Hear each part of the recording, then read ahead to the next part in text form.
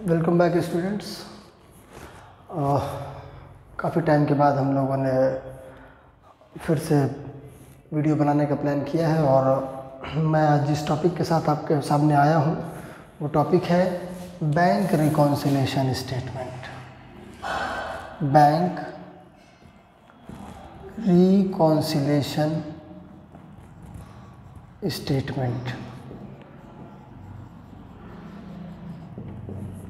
Bank reconciliation statement शुरू करने के पहले हमें ये जानना होगा कि वास्तविकता में ये होता क्या है। तो इसको हिंदी में हम लोग बोलते हैं बैंक समाधान विवरण। ये कोई अकाउंट नहीं है। This is just a statement. This is just an statement. A statement we need to prepare only to justify the difference between PB and CB।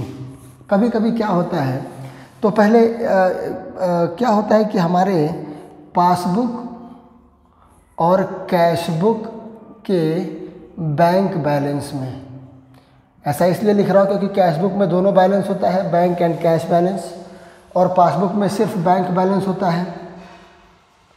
तो कभी कभी परिस्थितियाँ ऐसी बनती हैं कि कैशबुक और पासबुक के बैंक बैलेंस में डिफरेंस दिखने लगता है, जबकि ये डिफरेंस होना नहीं चाहिए। वास्तविकता में दोनों जो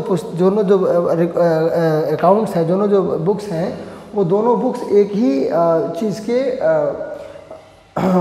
उसके बैलेंसेस के बारे में बता रहे हैं। जैसे कि पासबुक और कैशबुक दोनों हम जो कैशबुक का जो बैंक बैलेंस का कॉलम है, ये दोनों हम लोग बैंक स्टेटमेंट के रूप में दोनों को देखते हैं। दोनों में हमसे क्या पता चलता है कि हमारे बैंक में कितना बैलेंस है, बैंक में कौन कौन से ट्रांजैक्शंस हो रहे हैं। इन सारी बातों को हम इन दोनों से ही पता करते हैं।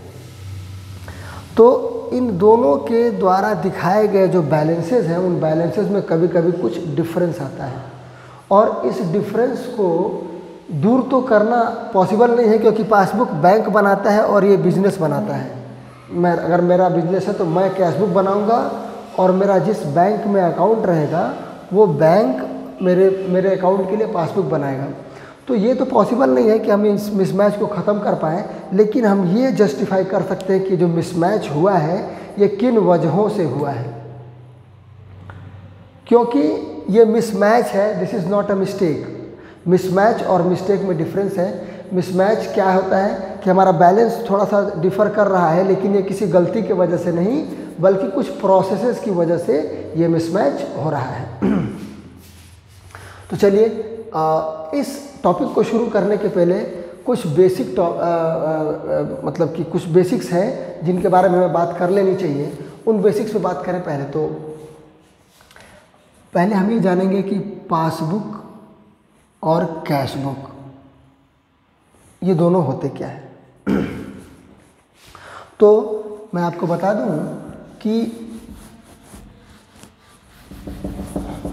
हम जब भी अकाउंट्स जो हमारा बैंक बैलेंस होता है, पहले इस एसेट के बारे में जानिए।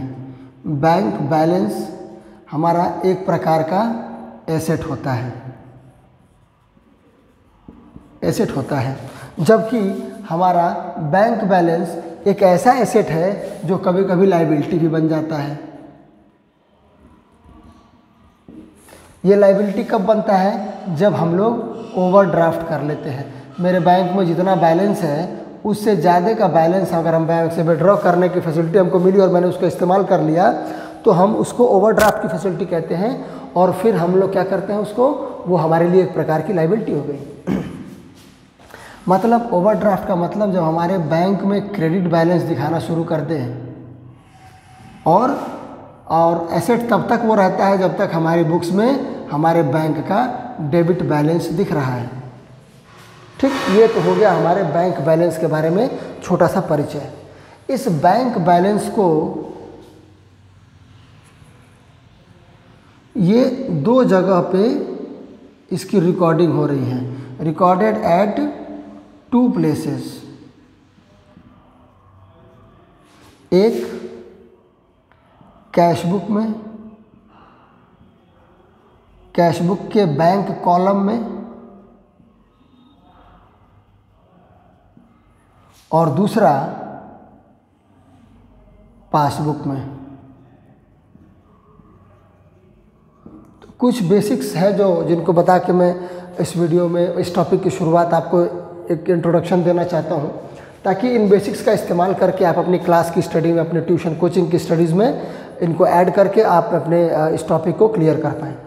तो देखिए, कैशबुक का जो बैंक बैलेंस है और पासबुक का, ये दोनों जो रिकॉर्डिंग हो रही है, एक ही चीज़ की रिकॉर्डिंग हो रही है, तो डिफरेंस नहीं आना चाहिए अगर हम बात करें तो। लेकिन फिर भी तो कैशबुक जब हम प्रिपेयर करते हैं, कैशबुक कौन बनाएगा?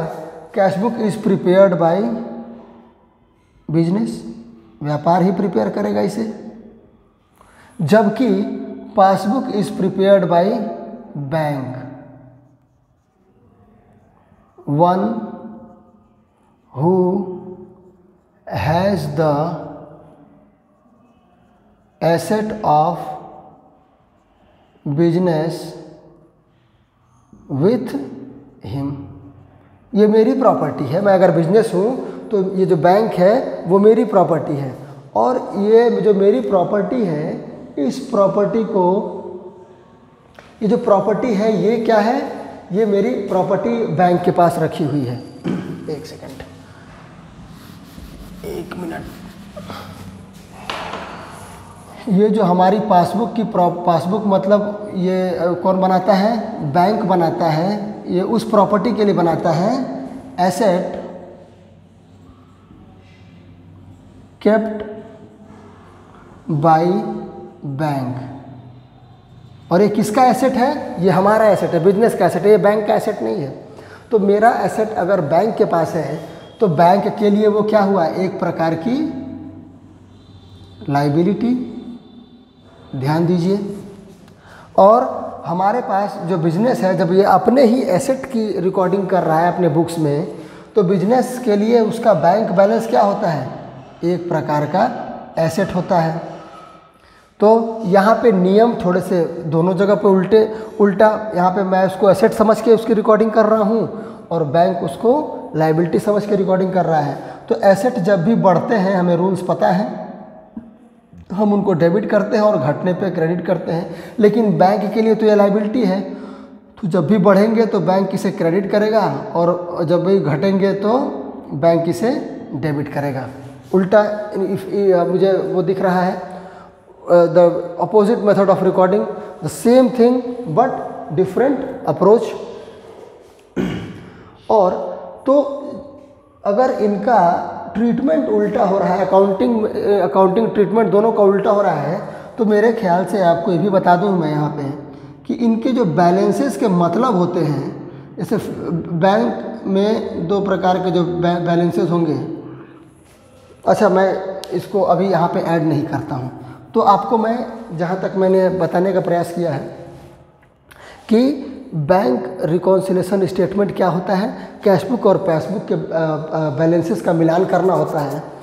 यहाँ पे एक बैंक बैलेंस जो हमारे बिजनेस का है, वो हमारे लिए एक एसेट है, और इसका हमेशा लगभग एक डेबिट बैलेंस होता है। हर एसेट का बैलेंस डेबिट होता है, ये तो हमें पता है। लेकिन बैंक एक ऐसा एसेट है जिसका बैलेंस कभी कभी क्रेडिट भी होता है। मतलब ये कभी कभी एसेट की तरह परफॉर्म करता है, और कभी परफॉर्म करते करते लायबिलिटी बन जाता है हमारे लिए, तो हम उसको वहाँ पे ओवरड्राफ्ट लिखते हैं। ये एक बेसिक था। दूसरी बात ये थी कि अगर हम ये जो हमारा बैंक बैलेंस है, ये दो जगहों पे रिकॉर्ड होता है, इसमें जो भी ट्रांजैक्शंस होते हैं, एक कैशबुक में और एक पासबुक में। कैशबुक कौन प्रिपेयर करता है? बिजनेस खुद प्रिपेयर करता है, जबकि पासबुक प्रिपेयर किया जाता है बिजनेस के बैंक द्वारा।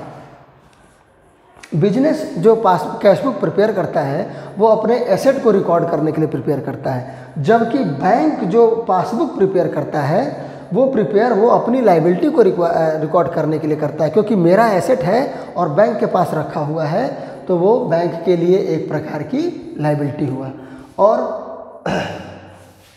और फिर मैं बता दूं कि जो रूल्स हैं हमारे अकाउंटिंग के, कि एसेट्स जब भी बढ़ते हैं हम उन्हें डेबिट करते हैं और घटने पे क्रेडिट करते हैं, और ठीक इसका उल्टा जो रूल होता है लायबिलिटी के लिए होता है कि उनको बढ़ने पर क्रेडिट और घटने पे डेबिट किया जाता है। तो इन बेसिक्स के साथ अगर आप अपने चैप्टर की शुरुआत करेंगे तो I am sure they are gonna help you and the topic becomes quite easy. and keep working on it, and thank you and all the best students. We'll meet again very soon.